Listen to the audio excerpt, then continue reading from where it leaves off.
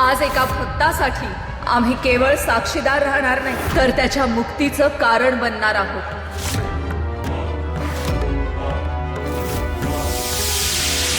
देवी, तुम्ही धन्य आहात.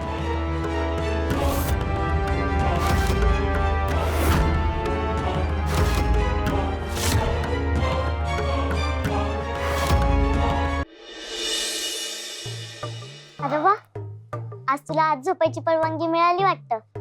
असं का बोलतेस ग? अरे ती वंचिका दिसत नाही इथं. ती आत असताना तुला आत येता येत नाही ना. पण मला सांग, ती गेली कुठं? तिला आम्हीच एका कामासाठी बाहेर पाठवलंय.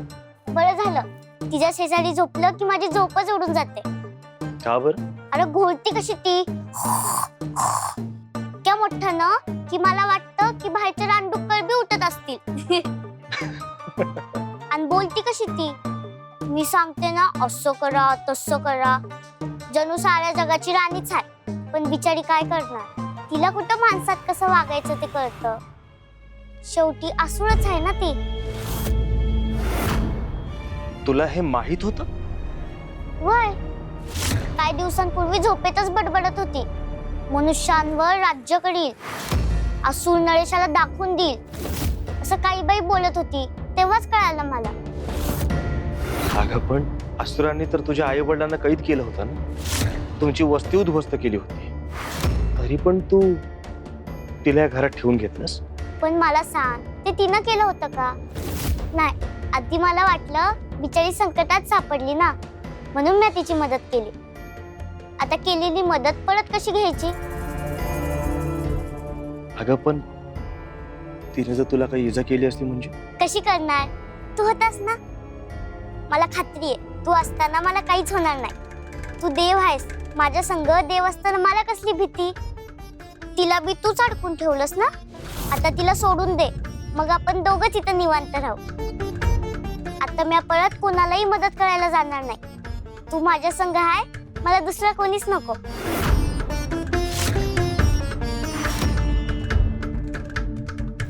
पर्णिका, तुझा हा निरागस विश्वास लवकरच एका कठीण परीक्षेतून जाणार, आणि त्या परीक्षेत आम्हालाच तुझ्यापासून दूर जावं लागणार आहे. काय रे, कसला एवढा विचार करतोयस? काय? मला एक वचन देशील? कसलं ग? मला कधी बी एकटं सोडून जाणार नाहीस ना?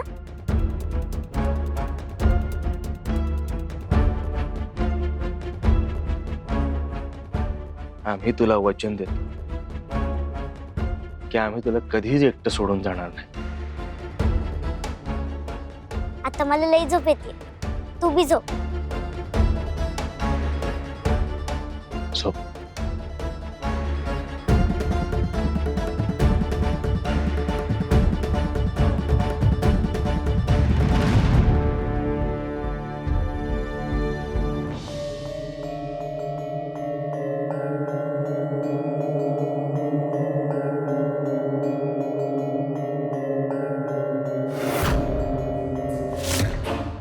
समधी झोपली आहेत, हेच वेळ आहे.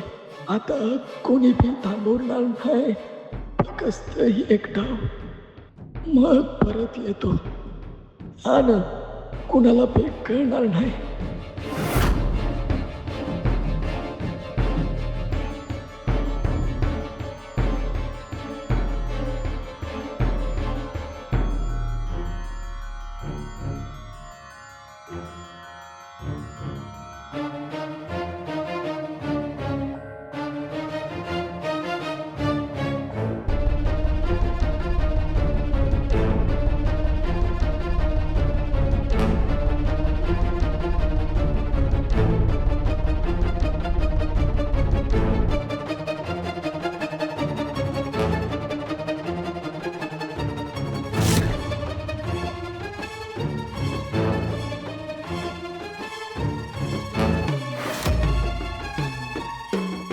ती वाट बघायला लावलीस रे.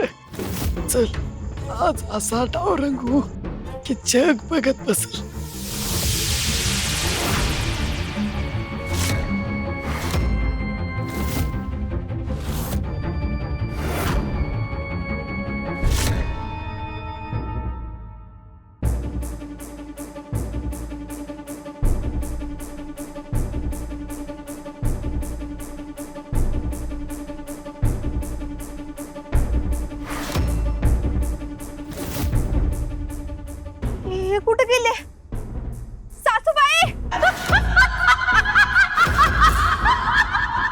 अखेर हा क्षण आला. आता काही प्रहरच उरलेत. भिक्या पुन्हा माझ्या व्यसनाच्या जाळ्यात अडकला. आता तुळजाही त्याला वाचवू शकणार नाही. व्यसनाची ही बेडी आता अधिक घट्ट होईल, पहाट उगवेल आणि त्यासोबतच माझा विजयही. चातुर्मासाच्या प्रारंभीच विघ्न निर्माण होईल आणि धर्माचा उत्सव सुरू होण्याआधीच अधर्माचं सावट पसरलेलं असेल.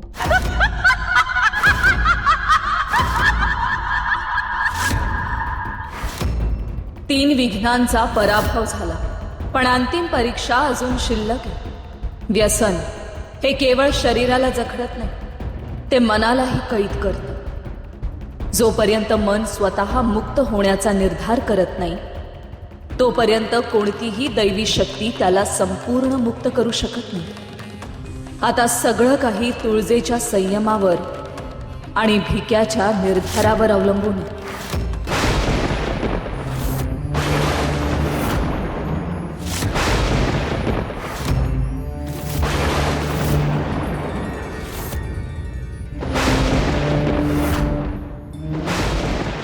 निसर्ग जेव्हा अशा प्रकारे अस्वस्थ होतो, तेव्हा काळही एखाद्या मोठ्या वळणावर उभा असतो. बहुधा वेळ आलीये. प्रणाम देवी. तुम्हाला भेटण्यासाठी 2 मान्यवर आले आहेत. ते म्हणतात भेट अत्यंत आवश्यक आहे. त्यांना आत पाठव.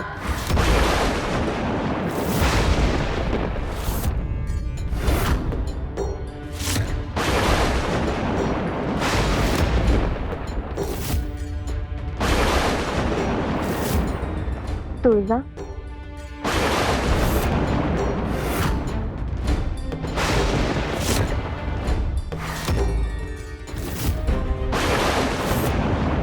आम्ही इथे आज कोणी देवी म्हणून आलेलो नाही, तर तुझी प्रिय सखी लक्ष्मी म्हणून आलो आहोत. जे काही घडलं त्याबद्दल तुझी माफी मागण्यासाठी आलो आहोत. या सगळ्यामध्ये तुला ज्या वेदना झाल्या, नकळत का असेना, परंतु त्यामध्ये आमचाही तितकाच वाटा होता. आणि मी एक भाऊ म्हणून आज तुझ्या समोर उभा आहे. आमच्या निर्णयामुळे तुझ्या विश्वासाला तडा गेला, त्यामुळे तुला होणाऱ्या वेदनांची आम्हाला पूर्ण जाणीव आहे. आमच्याकडून जे घडलं आहे त्याचे समर्थन आम्ही करणार नाही.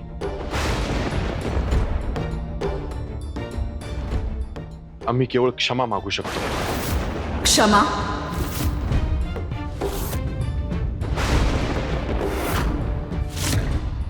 क्षमा काही गोष्टींसाठी उपाय नसतो. एकदा विश्वास तुटला की तो पुन्हा जोडता येतो, परंतु हृदयावर पडलेली भीत ती कायम राहते. तुम्ही आम्हाला जे सांगायला हवं होतं ते आमच्यापासून लपवलं, आणि आज त्या सगळ्यासाठी क्षमा मागत आहात. आम्हाला माहित आहे तुझा रोष योग्य आहे तुळजा, परंतु एक गोष्ट इथं जाणून घेण्याची आवश्यकता आहे. महादेवांनाही त्यांच्या निर्णयाचे गांभीर्य आता उमगले आहे. त्यांनीही कृपा करून त्यांचं नाव उच्चारू नका.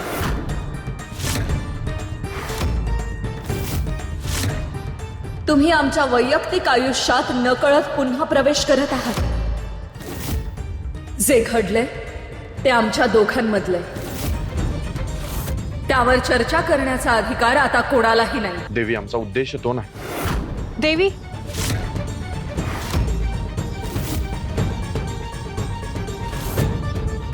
क्षमा करा विष्णुदेव, आपल्या बोलण्यात खंड पाडला,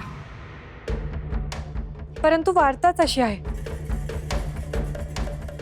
काय झालं तामसी? काही वेळापूर्वी महालाच्या प्रवेशद्वाराशी एक गुप्त संदेश ठेवून कोणीतरी निघून गेलं. हा संदेश असुर राज्यातून आल्याचं दिसतंय. त्यावर प्रेषकाचं नाव मात्र नाहीये. असुर राज्यातून?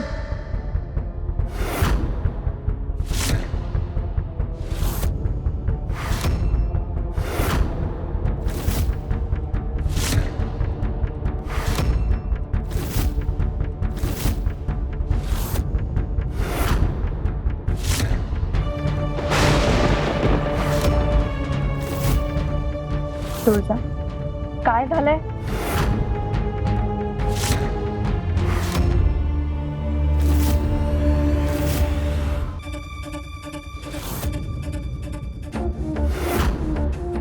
अरे वा, परत आली काय ग सुरेखा?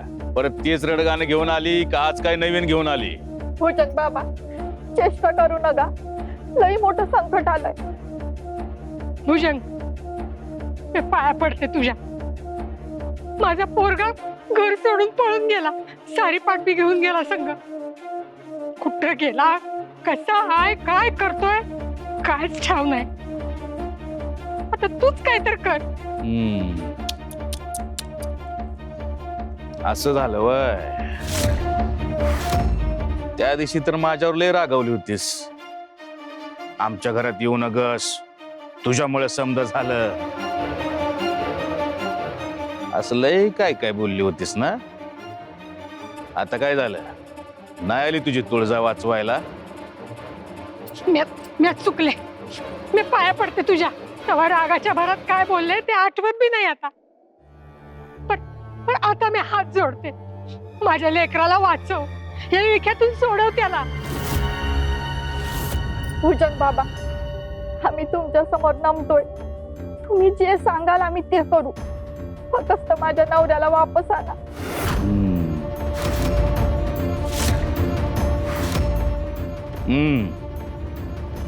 आता तरी तुम्हाला माझी किंमत कळली ना? हा? माणूस सुखात असला की त्याला देव ना आठवत, आणि दुःख आलं की ज्याला शिव्या दिल्या त्याच्याच दारात येऊन पायगाड्या घालता. आमचं चुकलं र, पण आता येळ नका घालवू, काहीतरी उपाय सांगा. हा, उपाय हाय, पण काय? लय अवघड आहे. त्याच्या जीवावर बी बेतू शकल.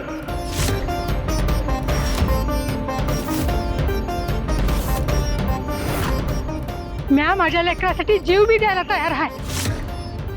तुम्ही फक्त सांगा. त्या सारीपाटाने भिक्याशी रक्ताचा करार केलाय, आणि तो करार जर मोडायचा असेल तर भिक्याला सारीपाटाचा शेवटचा डाव खेळावाच लागल. खेळेल की मग, त्यात काय अवघड? अवघड तिथंच आहे. भिक्या जर त्या डावात जिंकला तर त्याचं उरलं सुरलं आयुष्य बी संपल, आणि हारला तर काय होईल हे आजवर कुणालाच ठाव नाही.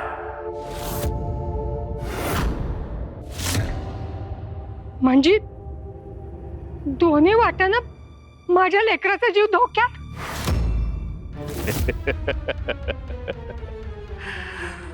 म्हणून तर म्हटलं उपाय हाय, पर सोपा नाही.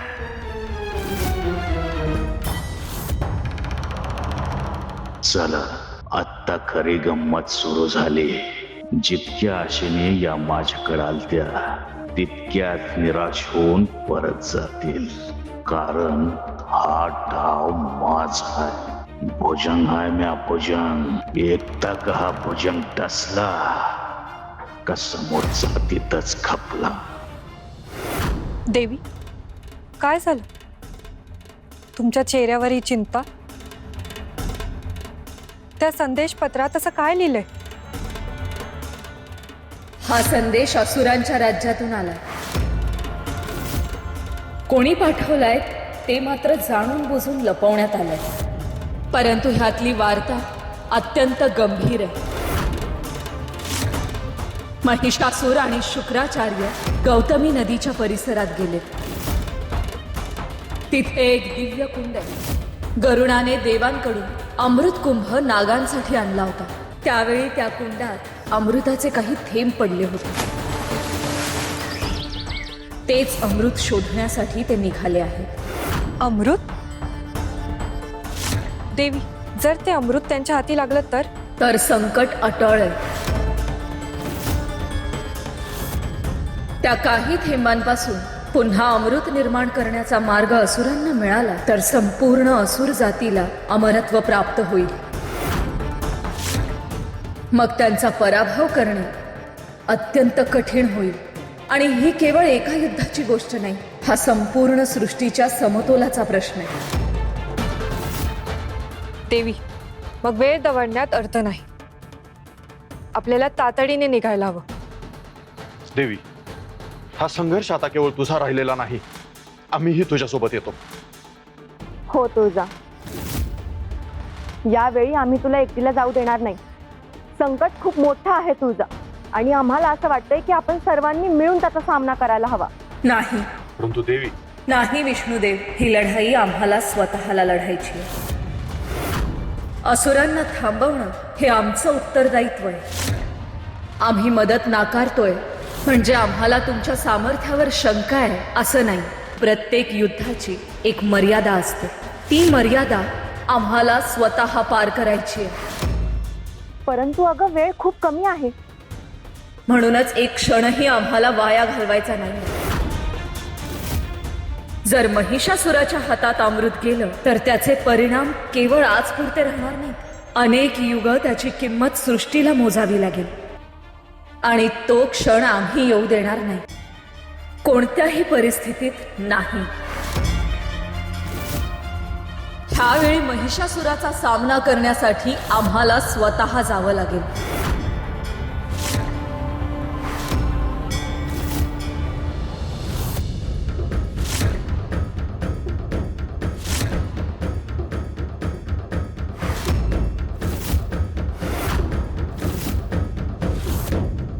काय झालं? तुमच्या दोघींचा चेहरा असा का पडला? मला काय म्हणाला भुजंग? अगं उपाय सांगितला, तो उपाय ऐकून माझ्या पायाखालची जमीनच सरकली. उपाय हाय का नव संकट तेच कळना झालं. पर काय झालं ते तरी नीट सांगा. अगं भुजंग म्हटला, भिकायला या सारीपाटाच्या इळक्यातून जर सोडवायचं असेल तर त्याला ह्याच डावात हरवावं लागल. नाहीतर तो जर हारला नाही तर या सारीपाट काय त्याची पाठ सोडणार नाही. आणि ते म्हणले आमचे हे जिंकले तर समद संपलं, आणि हारले तर त्यांची यातून सुटका होईल. हे तर लईच अवघड झालं. ह्यो सारी पाठ मायावी आहे, आणि भाऊजी यात कधी बी हारत नाही. मग त्यांना हरवणार तर कोण? अगं हाच विचार तर जीव खातोय ग. गावभर बघितलं पण कोण त्याच्या पुढे टिकतच नाही ग. संध्या हारून उठतात पण भिक्या जिंकतच राहतो. मला तर काय बी सुचत नाही. एकीकडं नवरा हातातून निसटत चाललाय, आणि दुसरीकडं त्याला वाचवण्याचा काय उपाय बी दिसत नाही. जिथं माणसांचे उपाय संपतात तिथं देवाचे उपाय सुरू होत्यात असं म्हणतात. पर या वेळेला देवाच्या रूपात बी कोण येणार आहे हेच समजना झाले.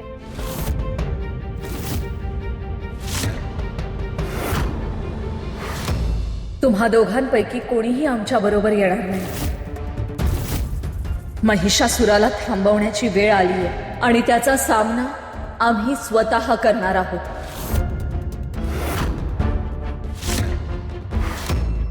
देवी, भाग्यकुंभ.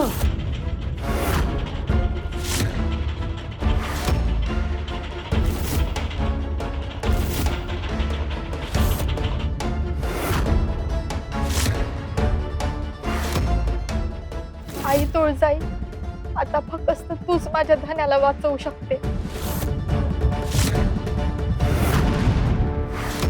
त्यांना या सारी पाठात कुणीतरी हरवलं तरच ती या व्यसनाच्या विळख्यातून सुटल. दिसा दिसाला नाही, क्षणाक्षणाला त्याचं वय वाढत चाललं.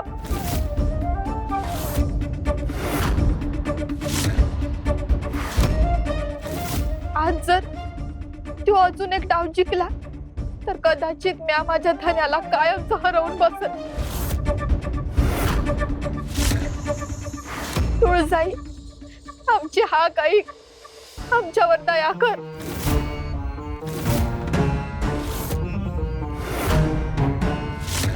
माझा संसार उधळू देऊ नकस. माझ्या धन्याला व्यसनातून सोडव. तुझ्याशिवाय आमचं दुसरं कुणी बी नाही तुळजाई.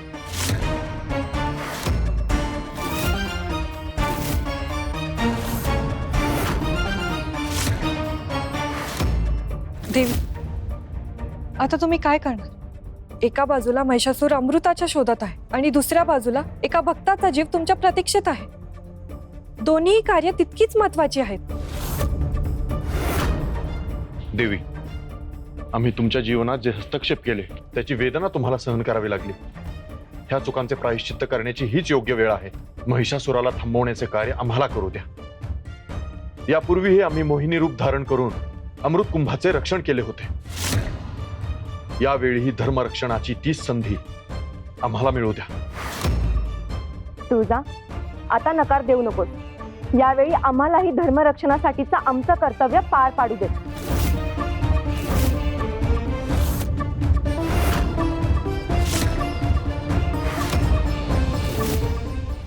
ठीक आहे, तुम्ही तात्काळ गौतमी नदीकडे प्रस्थान करा. कोणत्याही परिस्थितीत महिषासुराच्या हातात अमृत लागू देऊ नका. तसेच होईल देवी. काळजी करू नको. आम्ही यशस्वी होऊनच परत येऊ.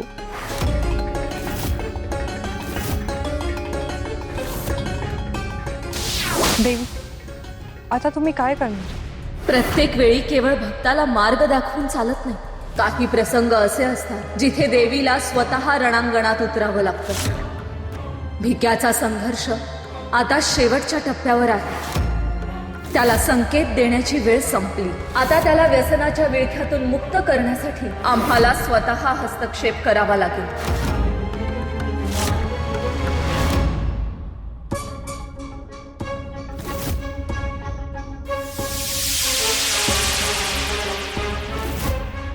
आज एका भक्तासाठी आम्ही केवळ साक्षीदार राहणार नाही, तर त्याच्या मुक्तीचं कारण बनणार आहोत.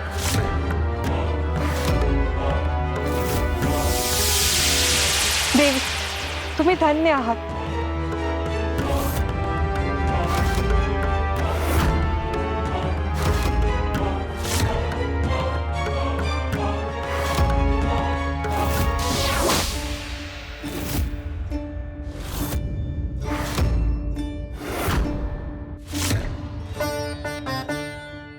स्वामी,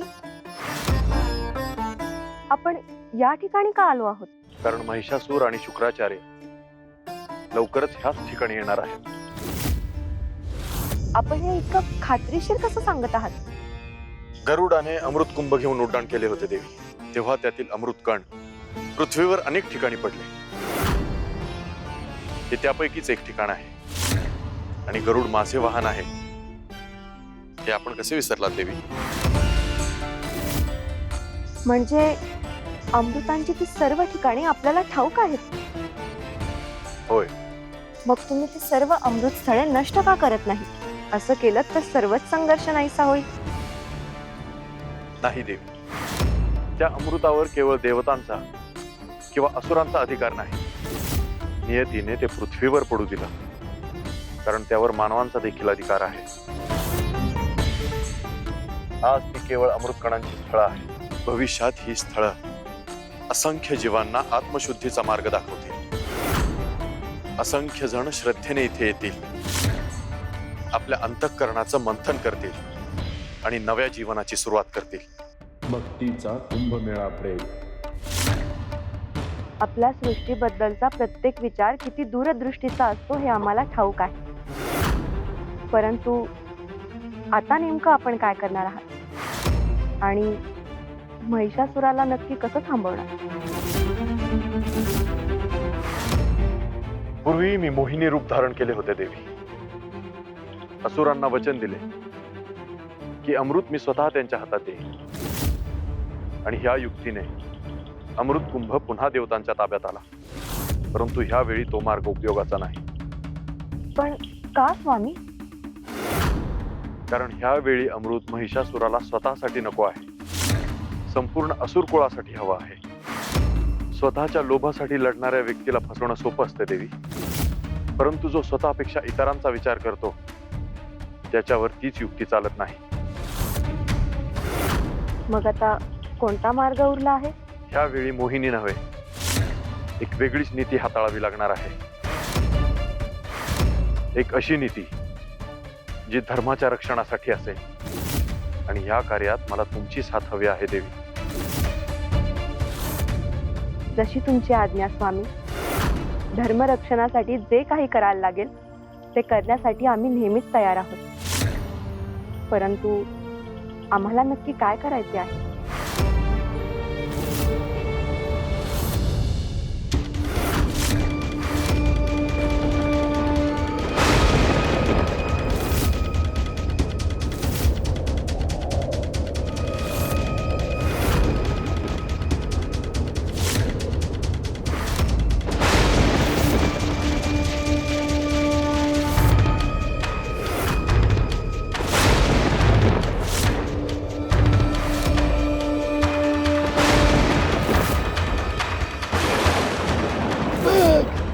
सांगितलं होतं ना, आज मी परत जिंकून आलोय. मला कोणी बी हरवू शकत नाही. कोणी बी नाही. रोज जिंकणार, उद्या बी जिंकणार. कदाचित न्यायालय दिस जगणार नाही, पण जो पतूर हाय तो पतूर रोज सारी पाठ मांडणार, रोज जिंकणार. आता ह्या नादात माझी सुटका नाही, कधीच नाही, कधीच नाही. सुटका नाय? कोण म्हणाला सुटका नाय? कोण कोण आहे तिकडं?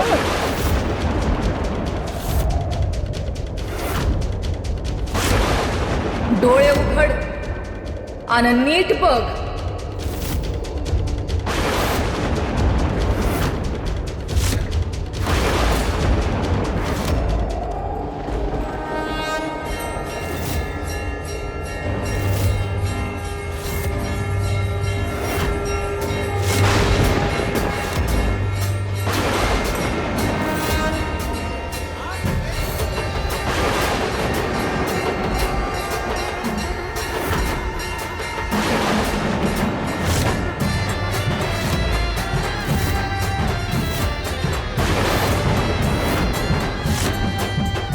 म्या व्यसन खंडिनी, व्यसनाच्या अंधाराचा कायमचा अंत करणारी, व्यसनाच्या बेड्या तोडणारी, तुझ्या उद्धारासाठी, तुझ्या व्यसनांचा कायमचा अंत करण्यासाठी म्या स्वतः आले हाय.